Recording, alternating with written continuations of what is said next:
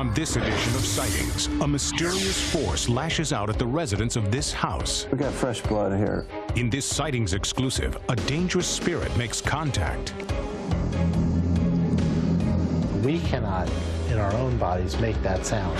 Then, secrets from the Red Empire. The Soviet military called it Height 611. A UFO crashed here, and now the evidence is analyzed. It could very well be of an extraterrestrial origin. Plus, it may not have been a hoax after all. Witnesses tell us that Nessie lives. All I can say is that I saw a very large creature, living creature, for sure. And this boy's mysterious connection with dolphins leads to a miracle. The dolphins just went crazy. It was like he had come home. He was in heaven now.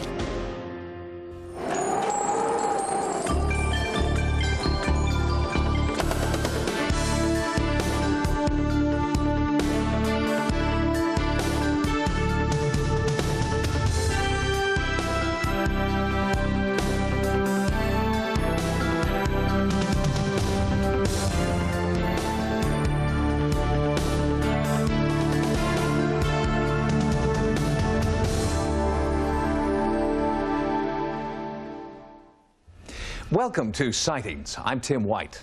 Since Sightings went online, your response has been staggering, and no story has generated more email than our series of reports on the Heartland Ghost.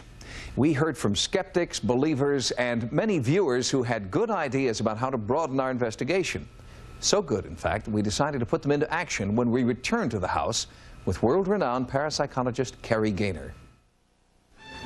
For the Midwestern family who lives here, the last 2 years have been a paranormal nightmare. They've asked us not to reveal their true names, so we're using the pseudonyms Pam, Jeff, and their young son, Donnie. When Sightings first came to document the phenomena here, we were stunned to see long, bleeding welts forming on Jeff's body. He believed it was the work of a child ghost the family calls Sally. I personally want it to stop. We contacted parapsychologist Carrie Gaynor, whose groundbreaking investigations of the entity and poltergeist cases have made him an undisputed authority in the field. This is the beginning of the research, and a lot more needs to be done in order for me to really feel comfortable that this is a legitimate case. So, Sightings returned to the house on 2 subsequent occasions, and each time the pattern of bloody welts appeared on Jeff. The number one question that friends and relatives that do know of our situation ask, and I'm sure probably every one of your television viewers ask, is why do you stay here? Why don't you just get out? What holds you there? Curiosity. There needs to be more data so that we can know what exactly this is, what causes it. Why do these things happen to certain people, certain places, certain times? Based on our initial findings, Carrie Gaynor joined the Sightings investigative team on our most recent trip to the Midwest.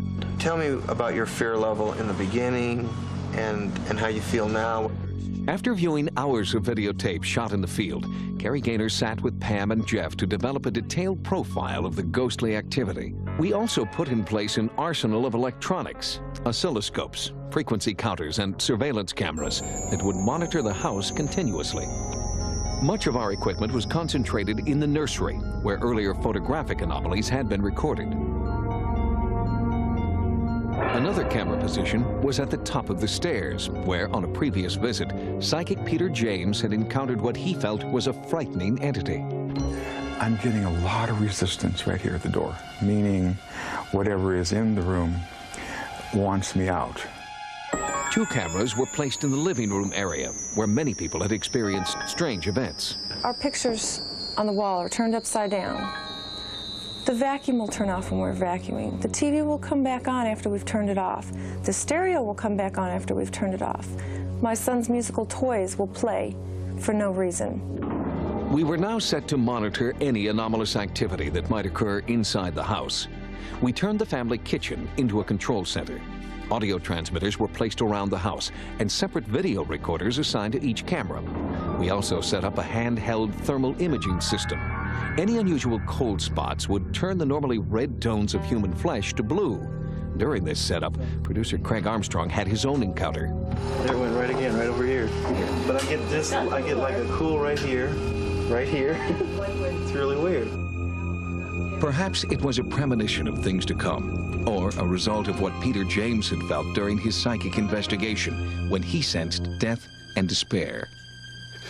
I do feel, as we speak, that over the years that at least 3 people died in this house. Our review of town records confirmed Peter James's psychic impressions. 3 people did, in fact, die in the house. One in 1872, another in 1900, the last in 1918. We unearthed their death records on the eve of our all-night vigil. Cary Gaynor asked that his investigation continue by low-level lamplight. All right, why don't you make a request, anything that comes to your mind. Sally, could you do this for me, please? I'd like for you to show them that you're really here. No one in the room heard a response, but our videotape recorded a chilling sound.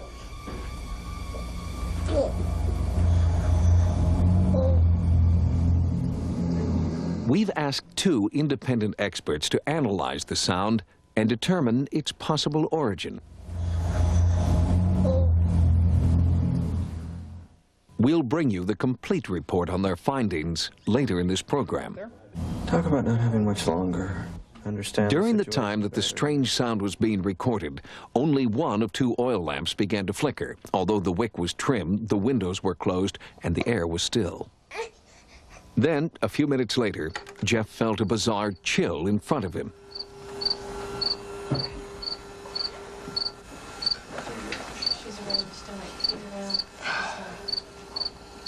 Yeah, we've got a new scratch.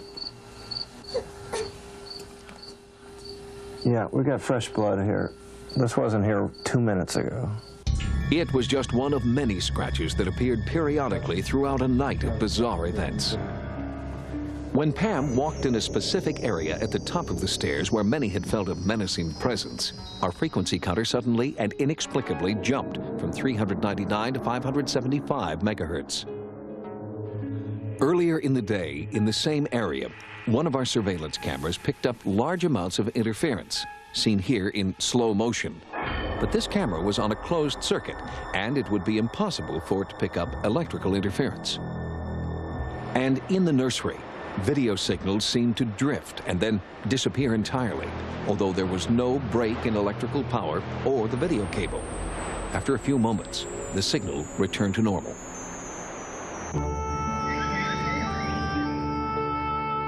The next morning, a sense of calm returned to the house. But for paranormal investigator Cary Gaynor, it had been an unforgettable night filled with unexplained events. Yesterday and last evening, I spent about 14 straight hours here investigating this case. During that time, Jeff was attacked 11 separate times. There were 11 separate instances of scratch marks on his body. Some of the scratches were very thin, and some were very thick, welt-like scratches that were really quite frightening. Now, I was sitting here. He was sitting here. He was within a foot or 2 of me. And I had him under my supervision at all times. If he got up and walked away, when he came back, I asked him to take off his shirt so that I could examine what marks were there to make sure there was no trickery involved. During the last 20 years, I've investigated about 850 cases, and during that time, I have never come across anything like this. I think we've got something very interesting and very exciting here, and really potentially dangerous. Coming up, is this the sound of a dangerous entity communicating? I've never heard anything quite like it. Our startling discovery is analyzed next.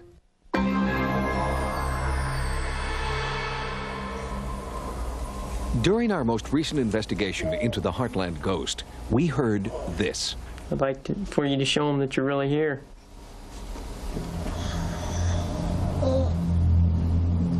That anomalous low-level noise wasn't heard in the field by producer Craig Armstrong or any other member of our crew, but back in our Sightings offices in the midst of an edit session, Armstrong and editor Mark Quinn Anderson heard the ghostly sounds that seemed to come in response to Jeff's plea.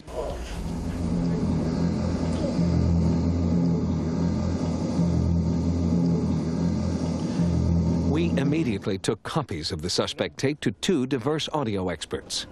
Rick Wilson, president of Digisonics, is a forensic audio specialist who works routinely with the CIA and FBI and has also analyzed black box recordings for the FAA.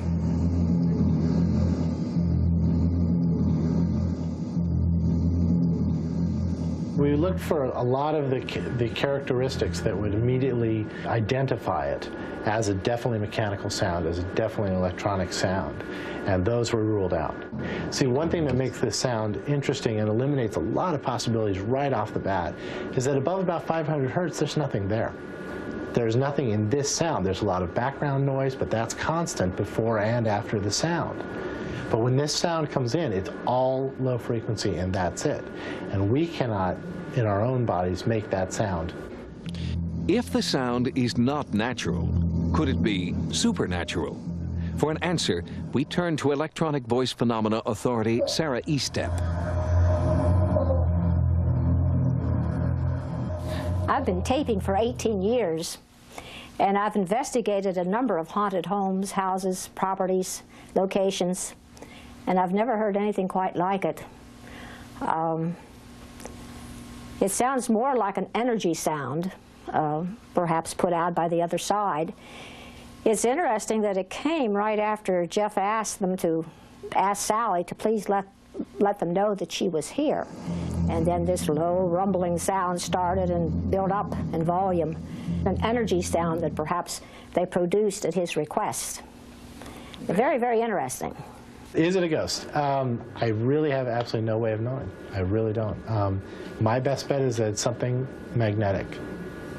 And how that magnetism was introduced is anybody's guess. I'd like for you to show them that you're really here.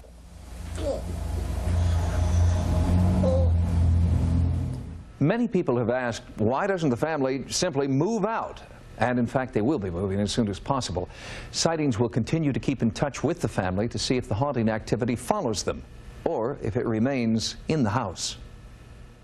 Next, is it all a lie? A new high-tech investigation and terrified eyewitnesses tell us that Nessie lives. They were shocked, rigid, totally shocked. Drumnadrochit, on the shores of Loch Ness, is the town a monster built. Since the 1930s, thousands of biologists, zoologists, and tourists have flocked to the Scottish Highlands in search of Nessie, the Loch Ness monster. But recent revelations about hoaxed photographs and phony reports are putting a serious dent in monster mania.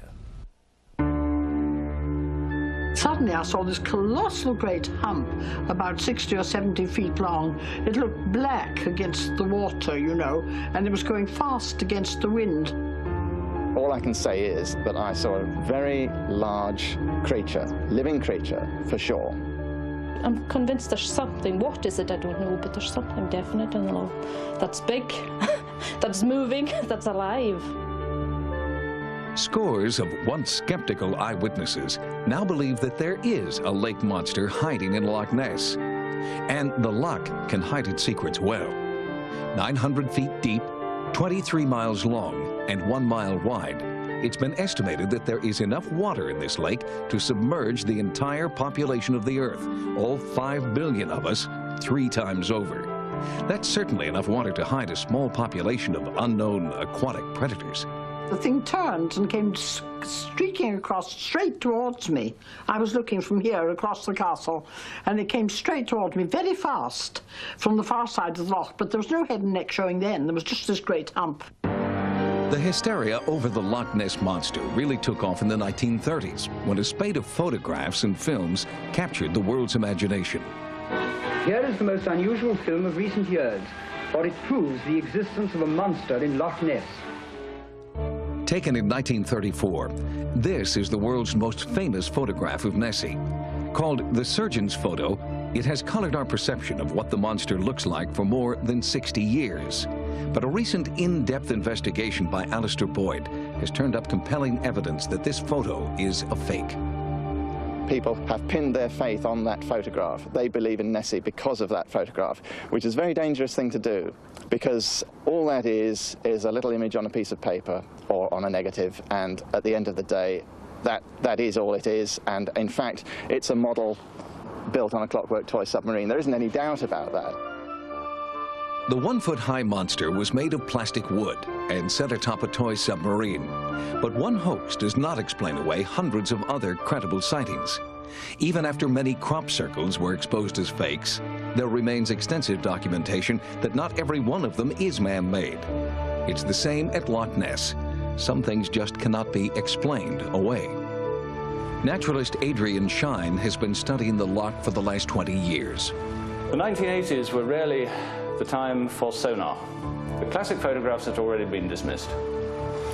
The underwater pictures were controversial. Sonar was the one area in which it seemed that you could get reproducible, unusual results. And we believe that sonar has revealed some unusual objects in the water column, but the argument is about what they are. A submarine is the newest addition to the Loch Ness research effort. Captain Alan Whitfield has experienced some mysterious contacts deep under the murky peat-stained waters of the loch. In July of 1994, a cruise ship above Whitfield's submarine picked up an unusual image on its sonar.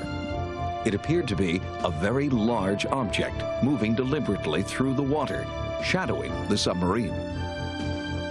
Two targets came up on the screen. One, obviously the submarine, hard target at a depth of about 450 feet. The second target was quite large, according to the captain, possibly as big as a submarine. This was definitely a substantial echo.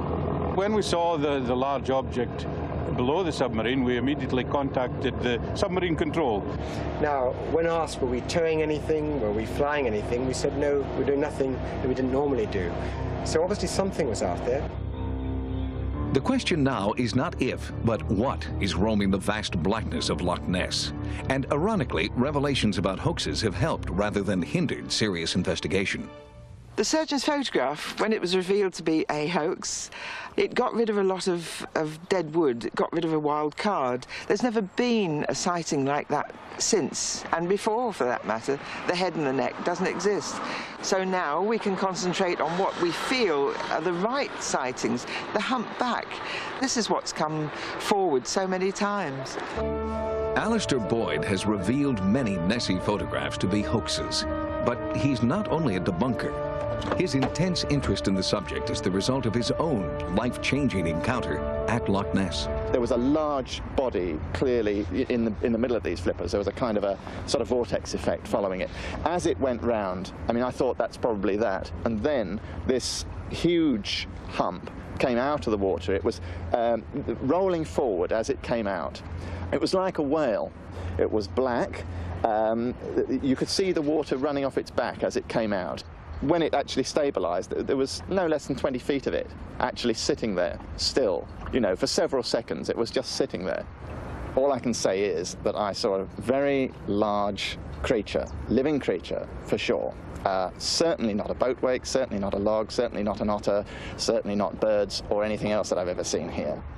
Sightings traveled to the far side of the loch, to the small town of Dores. Like Drumnadrochit, the locals here believe that there is something in the loch.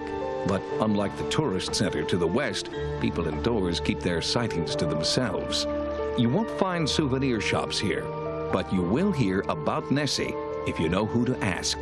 In 1993, fisherman Roland O'Brien saw something amazing. It was a large, dark hump, possibly about 8 to 10 feet long, about 4 feet out of the water. It was dark in colour. And there was no head or neck or anything like that. I couldn't see anything like that at all. In the middle of the body, there was a splashing commotion at the side of it this time, not in the front of it. I don't honestly know what that was. It could have been a flipper. Then proceeded to within about 250 yards from the shore, whereupon it just sank again. No commotion at all. It just sank completely out of sight. And basically I was shocked rigid, totally shocked. The many credible eyewitness accounts stand as the only reliable proof of Nessie's existence. After compiling the characteristics common to those sightings, we can build this profile of the Loch Ness Monster. The sightings are of a large hump, no head or neck. The creature can move swiftly against the tide. There are fins at its side. It is black and resembles a whale. When it submerges, it goes straight down, without a ripple, and it is huge. 60 years have gone by, and what do we actually know? Very little, very little. Everybody has theories, but to my mind, there are too many theories at Loch Ness and not enough people out here watching. I think if everybody who's ever put forward a theory on the identity of the Loch Ness Monster actually had put in 1,000 hours watching, there wouldn't be a mystery. Where are all the scientists who once considered Loch Ness their second home? Well, many of them are now concentrating on a more promising lake creature called Champ. Champ is Nessie's North American cousin and is thought to inhabit the deep waters of Lake Champlain. It's been a mystery since 1986, but now there are answers. It could very well be physical evidence of an extraterrestrial origin. And later, a little boy's special bond with dolphins leads to a miracle. An alien craft hurtling through space at 1,000,000 miles an hour crashes to Earth. Debris is scattered over a desolate landscape. The military moves in and retrieves the evidence, covering up their tracks. But this isn't a story about Roswell, New Mexico. It's a remote place called Height 611 in eastern Siberia, and Sightings is there to investigate. Many UFO sightings have occurred in clusters called flaps, and ufologists charge that military bases are the object of alien reconnaissance, especially bases where nuclear weapons are stored. In recent years, sightings have occurred near military installations in New Mexico, Nevada, and Florida. The U.S. military base in Bentwaters, England, a nuclear repository for NATO, was the site of a series of UFO sightings and power outages over several days in late December 1980. We are now learning these encounters are not limited to the West. A series of sightings over the Siberian cities of Vladivostok and Dolnogorsk have some convinced that extraterrestrial spies are surreptitiously observing military installations in the former Soviet Union. Vladivostok is home to the Russian fleet, including nuclear-powered submarines. It is a place where UFOs are sighted very frequently and where similar phenomena occur. Alexander Rempel is president of the Vladivostok Association of Ufologists. An engineer and former military officer, Rempel has amassed a catalog of local sightings. This is a panoramic view of Vladivostok. In broad daylight, people suddenly saw a bright flash up in the sky, and this glowing sphere rose up. One passerby had a camera and shot this object. This photograph of what appears to be a strange three-toed footprint was shot near a Vladivostok military installation. The traces left by these unusual beings are found at the sites of well-guarded military units. This is where radioactive waste from Russia is kept. A few miles away from Vladivostok, near the small mining town of Dolnogorsk, a UFO crashed on this hilltop in 1986. The site, known only by its height, Height 611, is littered with strange debris and is considered to be one of the most significant UFO locations in all of Russia. The sphere was red, it was flying straight and then sharply fell down. I saw a fiery balloon fly from this site and fall there on this knoll. After that, a fire started. It burned for 1 hour. The first person to reach the scene was biologist and Academy of Sciences Meteorite Commission member Valery Duzhilny. Something was burning. This could have been a meteorite, but meteorites do not cause fires. When I climbed up to this place, the snow was deep. There I saw a place which left a great impression on me. There was no snow, it just evaporated. I saw the remains of a burnt tree and the remains of metallic spheres.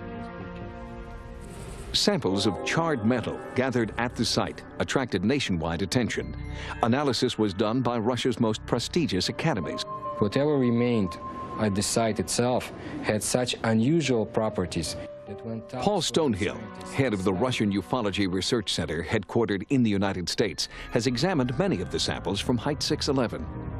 The mesh itself had something very strange, very unusual, tiny filaments. And inside those filaments, quartz filaments, one could find yet other filaments or nettings, gold nettings, 7 microns thick. I mean, a human hair is 56 microns. Now, we have no technology to insert gold filaments of that size into quartz filaments. What they could be used for remains an enigma.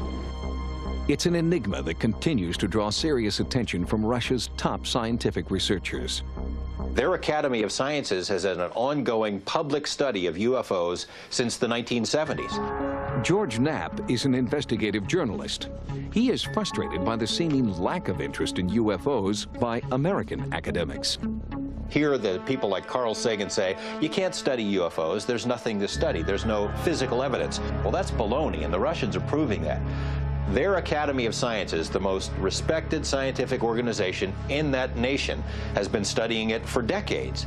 They do what scientists are supposed to do. They take samples, they conduct experiments, they dig in the soil, they check for radiation, and they've come up with some fairly amazing results. In the case of samples collected by scientists at Height 611, the results are startling.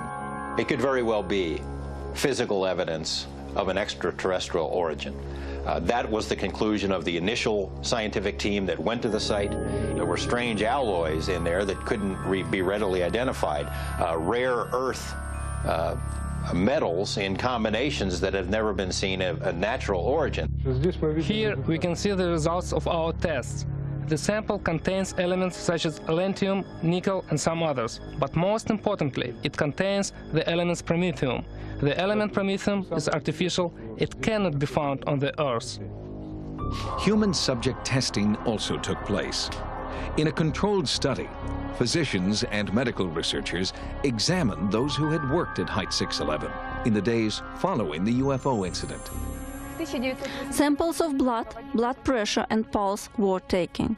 For the group that went to the top of Height 611, the number of red blood cells, the differential blood count was altered, and the amount of elements in the blood rose.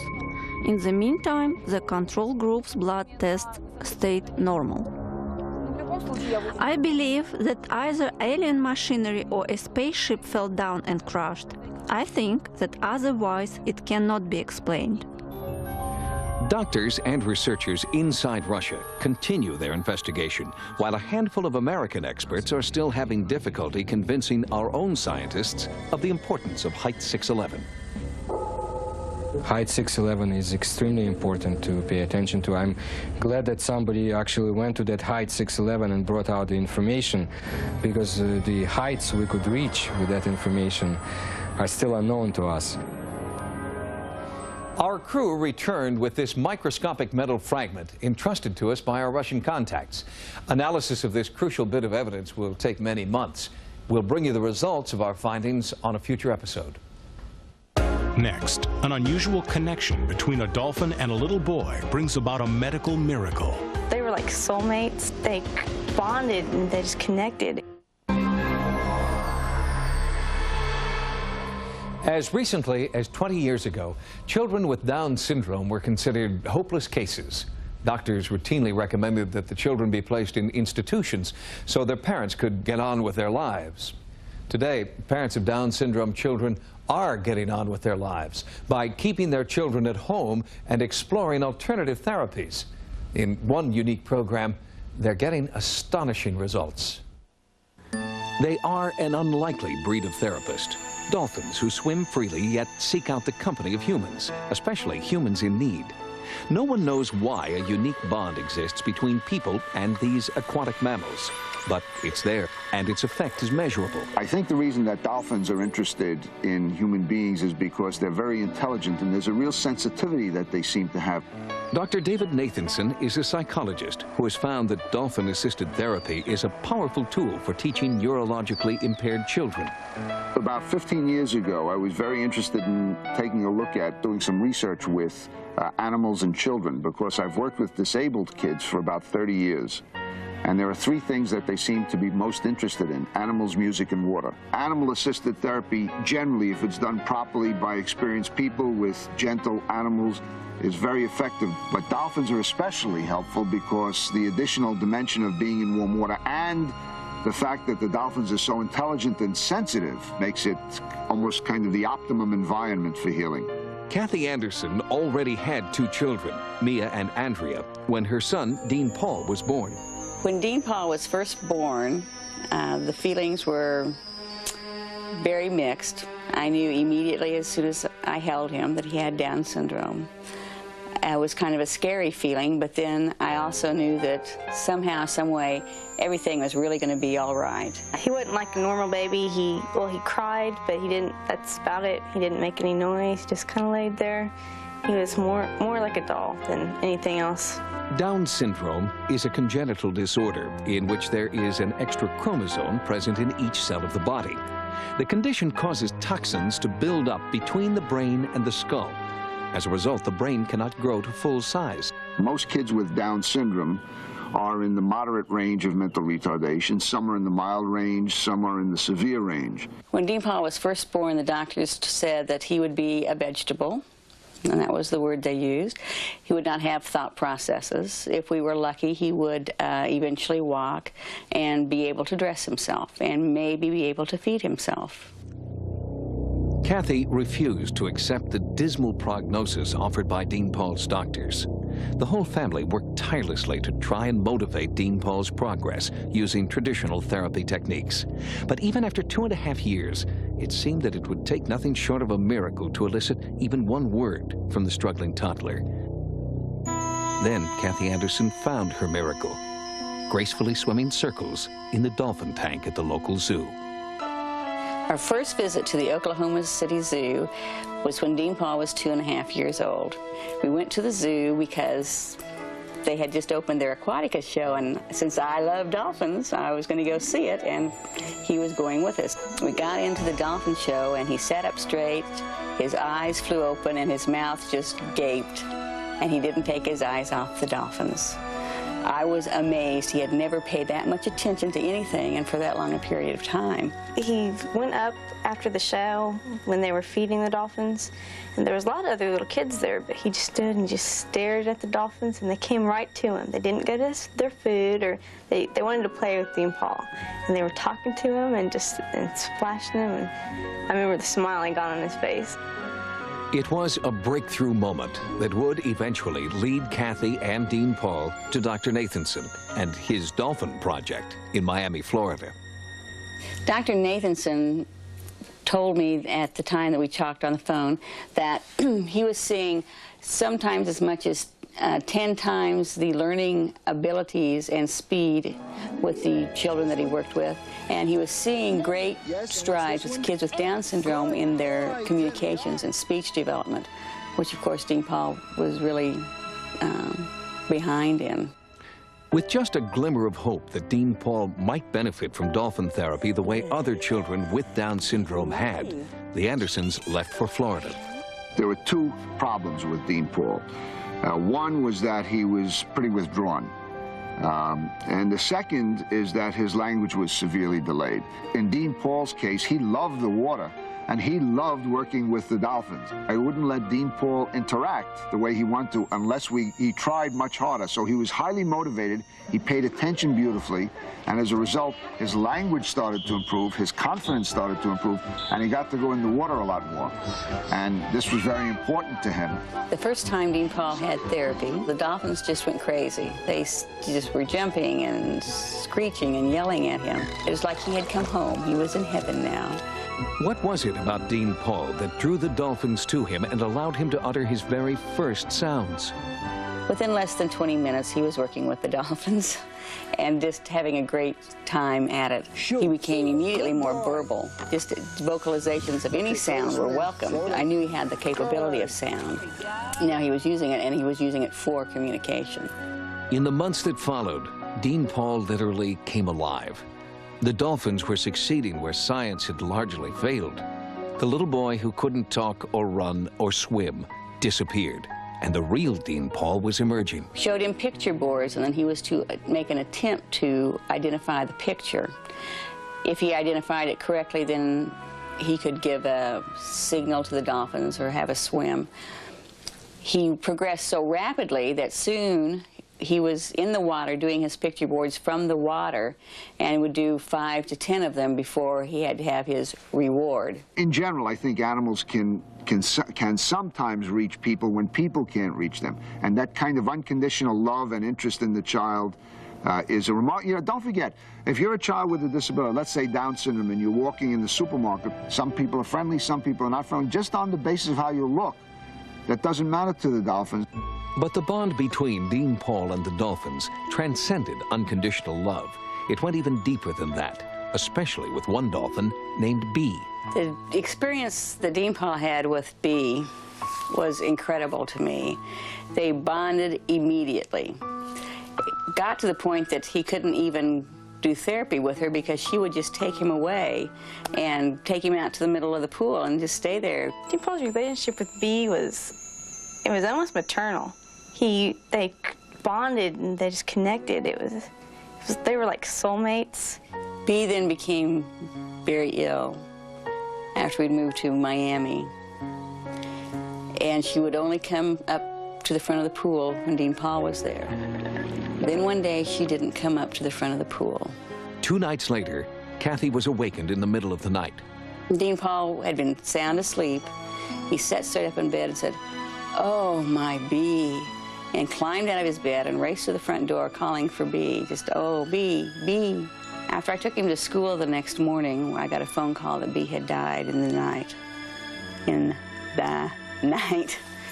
knew then that she had died at that time. While children like Dean Paul are considered disabled, they also seem to have a singular ability to understand and communicate with these silent, gentle sea creatures. Dean Paul attended dolphin-assisted therapy weekly for 3 years, and as a result, he now has near normal skills in cognitive and neuromotor areas. I feel that Dean Paul has progressed past the normal mold that we've put kids with Down syndrome in. If you see him out on the playground, you can't tell Dean Paul from any of the other kids. But a natural disaster brought Dean Paul's therapy to an abrupt end when Hurricane Andrew forced the Andersons to move back to Enid, Oklahoma. Dean Paul hasn't been with dolphins for almost 2 years now, and he cries for them often. The realities of life have severed the loving bond that Dean Paul once shared with his dolphin therapists. The dolphin's unique role in his learning experience has no human counterpart and simply can't be replaced. When we return, Dean Paul will once again swim with the dolphins for the first time in almost 2 years. When Sightings returns, doctors begin to understand the mysterious connection between Dean Paul and the dolphins that transformed his life. Sightings wanted to know if Dean Paul Anderson's amazing success could be documented scientifically. To that end, we brought together the Andersons and the Aquathought Foundation. That's a research organization which studies the effects of dolphin interaction on humans. We sponsored the trip for scientific reasons, but the rewards came straight from the heart. The remarkable progress of Dean Paul Anderson has been studied and analyzed by psychologists and physicians around the world. But unfortunate circumstances have prevented Dean Paul from having any dolphin contact for over 2 years. He surrounded himself with his dolphin pictures early on, but then took them all down. And I said, "Why have you taken your pictures down?" He said, "I just miss them too much." Sightings arranged for the Andersons to visit a facility in Cancun, Mexico called Scarret. The dolphins at Scarret are not involved in dolphin-assisted therapy, but do interact with humans on a regular basis. Our goal was to try to document any measurable effects when these new, unfamiliar dolphins met Dean Paul. What we're trying to find is some sort of explanation of why there's a perceived healing phenomena by the humans after interacting with dolphins. David Warner is a neuroscientist at Loma Linda University Medical Center and a researcher with the Aquathought Foundation, a non-profit organization which studies the as-yet unexplained link between dolphins, healing, and their beneficial effects on the human brain. I would say that Dean Paul's interaction with the dolphins has profoundly altered his course. My personal opinion is that there are several factors involved here. One is just the pure stimulation of being in the water with a large, intelligent mammal. To document Dean Paul's encounter with the dolphins in Cancun, Aquathought researcher and computer specialist David Cole accompanied our Sightings team to Mexico. I'll ask you to do a couple of things for me, okay? We take electroencephalographic information from 16 points on the scalp, and then it's visualized using the Mindset product.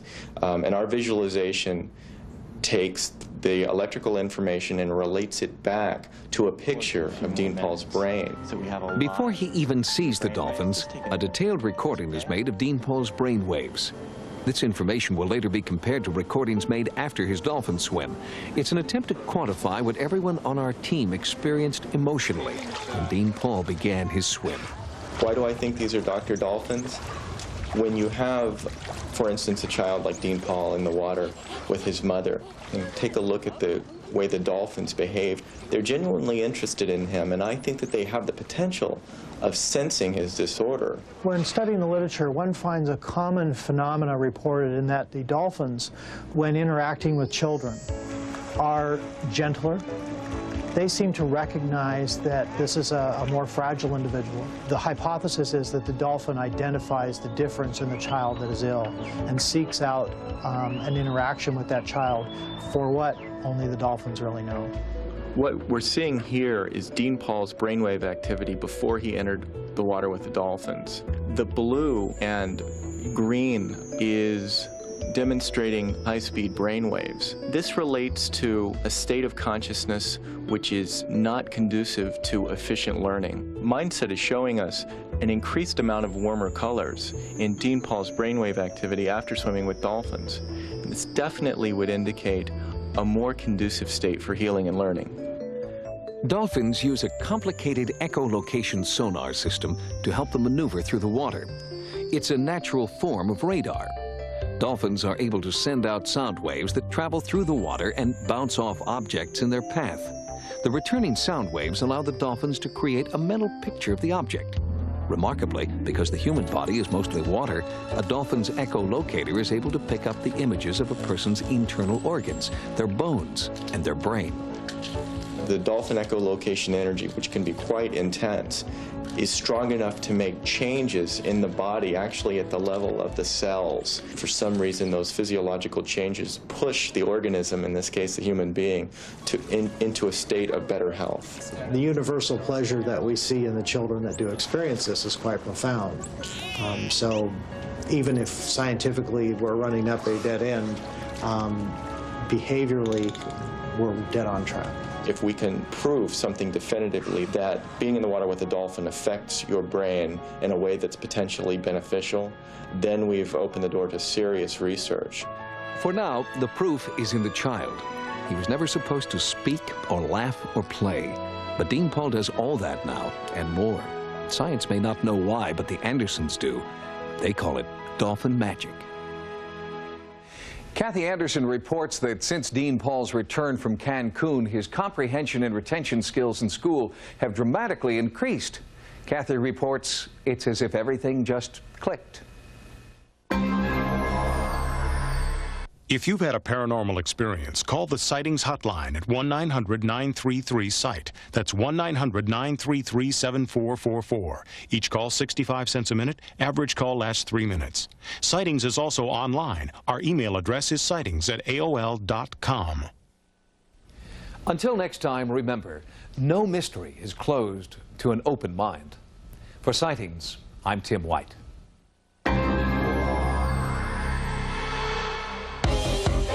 Next on Sci-Fi, The Sentinel.